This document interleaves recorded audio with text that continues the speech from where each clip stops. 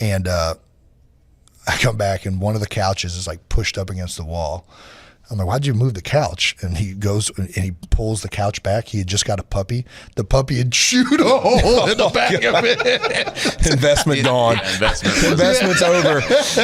Investment's over. I love so much about Travis is that he never grew up. Like he was like Peter Pan, like the Lost Boy. For sure. It's changing. And I think that sometimes, you get people in your life that maybe get that out of you, and that's a good thing. That are worth changing for. They incentivize you to get changed. There's no question. Right. Okay, so Trav, he's growing up. He is growing up. He's still, though, got that youthful enthusiasm. I think he'll kind of always have that. It's just part of his personality. And I think it's one of the reasons, like, every teammate has ever loved playing with him. Anybody that's ever met Trav, you can't help but just love the guy. And I don't know if I should share this. Yeah, you should. He had these couches, and they were like, it was like green velvet, like over the top couches. I could see that with him. And I go and I'm like, dude, I'm not going to say the dollar amount, but I'm like, dude, what are these couches? Oh, it's an Italian designer. They made it. He said it's an investment. I'm like, Travis. It's art, Jason. I'm like, Travis, this thing is not retaining it. I came back and I come back and one of the couches is like pushed up against the wall. I'm like, why'd you move the couch? And he goes and he pulls the couch back. He had just got a puppy. The puppy had chewed a hole in the back of it. Investment gone. Investment's over.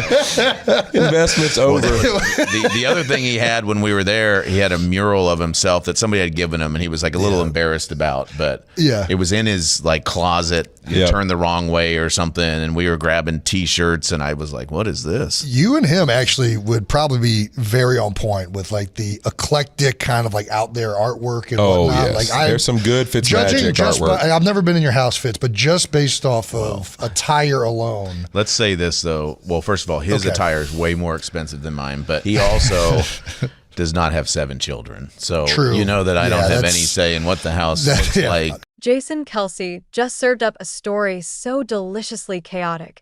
It sounds like it was pulled straight out of a sitcom writer's room, except it's real life. And yes, it involves Taylor Swift's very photogenic Sammy Ed allegedly taking down a nearly $100,000 designer couch like it was a chew toy from aisle 3.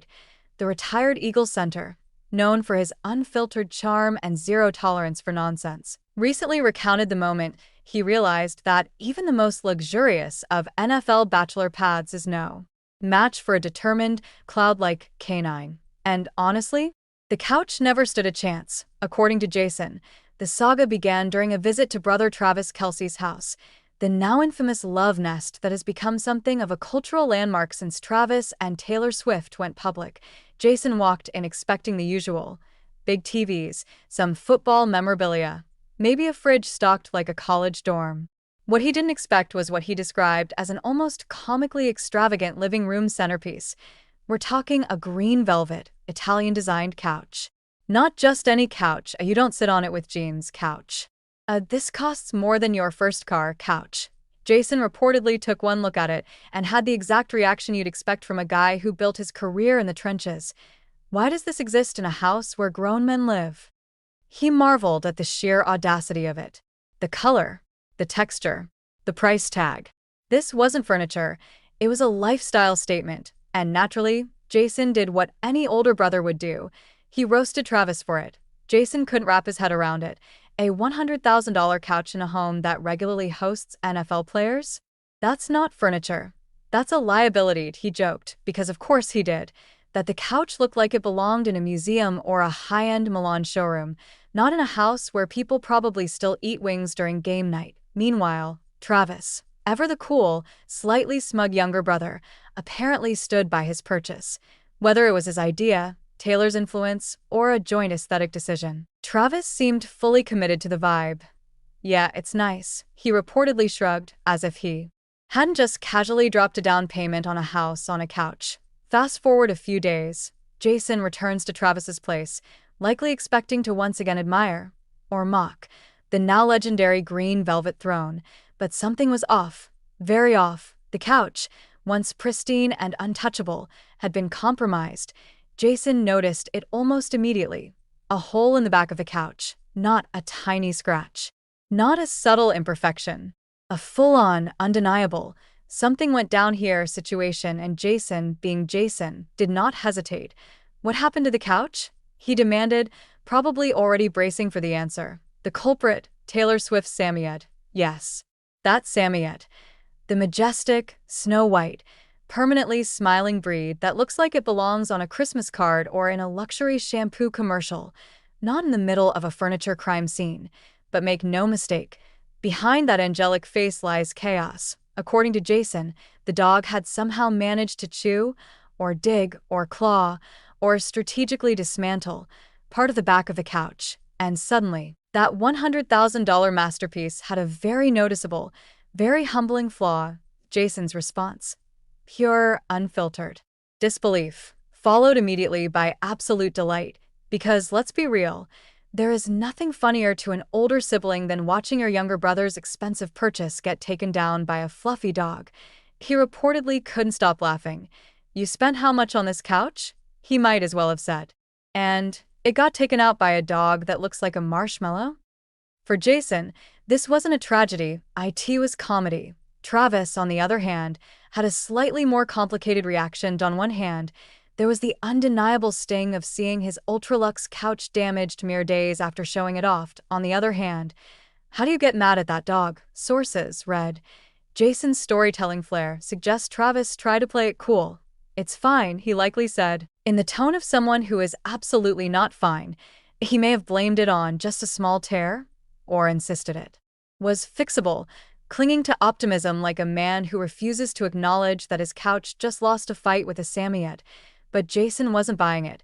Not for a second. And then there's Taylor. "Oh my God, I'm so sorry.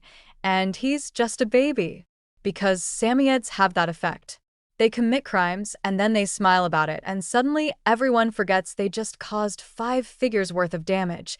Taylor, known for her love of animals, likely leaned into the dog's innocence. After all, how do you stay mad at a face like that?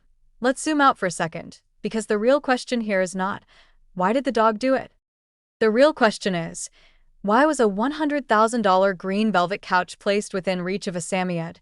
This is a breed known for its energy, its curiosity, and its tendency to interact with the world physically.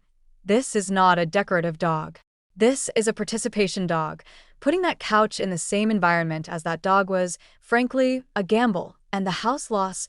As soon as the story started making the rounds, fans had thoughts, and by thoughts, we mean overwhelming support for the dog. Social media lit up with reactions ranging from, "The dog was just improving the couch.